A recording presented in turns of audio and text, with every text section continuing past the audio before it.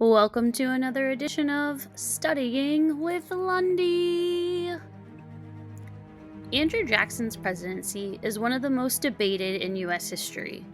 Known for his bold actions and strong personality, Jackson's time in office raised questions about the limits of presidential power. Today, we'll compare Jackson to other presidents and analyze political cartoons that portray him as either a hero or a tyrant. Let's dive in. Jackson was known for his populism. He truly believed he represented the common man. But let's compare his approach to two other key presidents. First, Thomas Jefferson, who championed states' rights and smaller government. Jackson, on the other hand, didn't always respect those rights when it came to issues like the National Bank and Indian removal. Next, let's look at Abraham Lincoln, who expanded presidential power during the Civil War, but did so with a sense of national unity. Jackson's use of executive power was also significant, especially when he ignored the Supreme Court ruling in Worcester v. Georgia about Native American rights. Was Jackson's boldness justified, or did he overstep in ways other presidents didn't? Jackson's use of power is what really sets him apart. He defied the Supreme Court's ruling in Worcester v. Georgia, forcing Native Americans off their land. He also used the presidential veto more than any previous president, especially when he shut down the National Bank.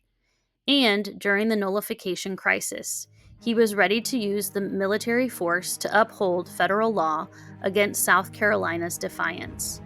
So, was Jackson acting in the best interest of the country, or did he overstep his role as president? Political cartoons during Jackson's presidency often portrayed him as either a hero or a tyrant. These satirical images gave people a way to express their opinions about Jackson's leadership. Let's take a closer look at how these cartoons saw him. Here we see Jackson portrayed as a king. The cartoonist is highlighting his excessive use of presidential power, especially with his disregard for the Supreme Court. Jackson's opponents believed he was ruling like a monarch, rather than respecting the constitutional limits of his office. The label King Andrew became a common critique during his time in office. On the flip side, Jackson was also depicted as a hero. This cartoon shows him as a defender of the people, standing up to what many saw as the corrupt elite, especially the Bank of the United States. Jackson's supporters saw him as a champion of democracy, someone who was willing to take bold actions for the good of the common man. So, was Jackson a champion of the people, or a dangerous overreach of presidential power? His actions had lasting impacts on Native Americans, the economy, and the balance of power between the executive and other branches of government. Some saw him as a hero, others as a tyrant. Ultimately, Jackson's legacy is one of controversy. To wrap up, Andrew Jackson's presidency remains one of the most debated in American history.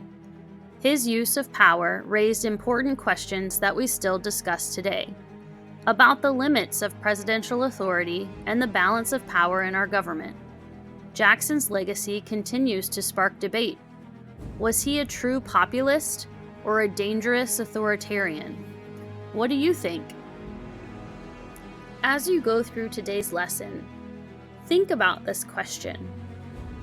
Was Jackson a champion of democracy, or did he abuse his presidential power? Think about that and consider how Jackson's actions shaped the country we live in today. And as always, thank you for watching Studying with Lundy.